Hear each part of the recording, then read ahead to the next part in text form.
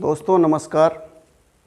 आज बात किया जाएगा कि आगे की सोच के बारे में, कि जैसे हम लोग देखते चले आ रहे हैं दिन प्रतिदिन टेक्नोलॉजी जो है आगे बढ़ती जा रही है। कि कभी जो है हम लोग पास मोबाइल नहीं होता था, कभी हम लोग पास टेलीफोन होता था, वो जहाँ पे एक जगह पे स्थिर रहता था। और आज ऐसी स्थिति है कि आप अपने पास मोबाइल लेकर के चल रहे हैं और उससे जो टेलीफोन्स केवल मैसेजिंग और कॉल का काम करता था, आज आप देखेंगे मोबाइल प्रत्येक तरह से कार्य करता है। हर कार्य मोबाइल से हम लोग इंटरनेट वगैरह से माध्यम से कर रहे हैं। तो उसी तरह हम लोगों को आगे की सोच जो अपने बच्चों को एडमिशन वगैरह को लेकर के है, उसके बारे में आपको सोचना होगा या आपको देखना होगा। जैसे कुछ विद्यालय ऐसे होते हैं जिनकी फ़ीस नाम मात्र की होती है और उनके लुभावने में अभिभावक उनके विद्यालय में एडमिशन करवा देते हैं। और कुछ विद्यालय ऐसे हैं बहुत हाई लेवल की फ़ीस होती है, जिनका जो अभिभावक होता है वह फ़ीस जो है वहाँ देने के उसकी जो इनकम होती है वो नहीं हो पाती है कि वह उतनी इनकम उसकी है कि वो अपने बच्चों को उस विद्यालय में पढ़ा सकते हैं। दोस्तों, कहने का अर्थ ये है कि जैसे मज़दूरी करने वाला आदमी, जैसे हम लोग क्षेत्र में जो मज़दूरी है 350 रुपये, अगर आप देखेंगे कि 350, 400 रुपये, 500 रुपये तक अगर आप मज़दूरी कर रहे हैं, एक दिन की मज़दूरी है, आप अपने बच्चों को कि जो बच्चों की फ़ीस होती है मंथली फ़ीस होती है या हाफ ईयरली या क्वार्टरली या ईयरली फ़ीस होती है।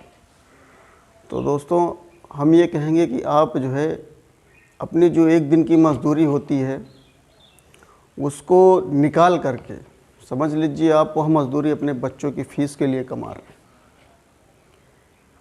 उसको निकाल करके अपने बच्चों का एडमिशन एक अच्छे विद्यालय में कराने का निर्णय लीजिए,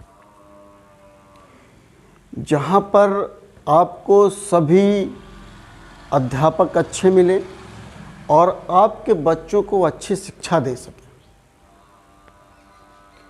और आप ऐसे विद्यालय में एडमिशन मत करवाइए जहाँ पर फीस भले नाम मात्र है, लेकिन आप देखेंगे शिक्षा उनकी उस स्तर की नहीं है जिस स्तर की देनी चाहिए। जैसे हम लोगों के गांव में जो कहावत होती है कि भैया जितना गुड़ डालेंगे उतने मीठा होगा, उसी अकॉर्डिंग कि आपको अपने बच्चों का भविष्य बनाना है। दोस्तों, हम लोग कोई अगर गाय लेकर के आते हैं तो पहले उस पर हम लोग अपना समय व्यतीत करते हैं, उस पर खर्च करते हैं। तब एक दिन ऐसी स्थिति आती है जब वो हमको दूध देती है, जब हम सपरिवार दूध खाते हैं।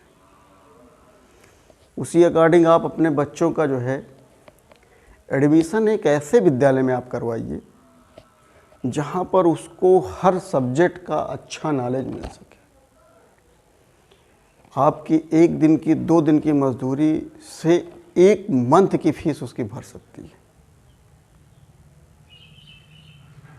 उस फीस को आप भरिए, क्योंकि वही बच्चा जो है अगर मजदूरी करता हुआ आपको देखेगा, उसके दिमाग में ज़रूर आएगा कि हमारे पिताजी या हमारे अभिभावक ये कार्य करते हैं और हम पढ़ लिख करके जो है जिस हिसाब से घर में माहौल देखेगा तो उसी हिसाब से वो पढ़ाई लिखाई करेगा। क्योंकि बिना पढ़ाई लिखाई के कुछ संभव नहीं है दुनिया में। 100 लोग में 10 ही लोग ऐसे होंगे जो बिना पढ़े लिखे सक्सेसफुल हैं।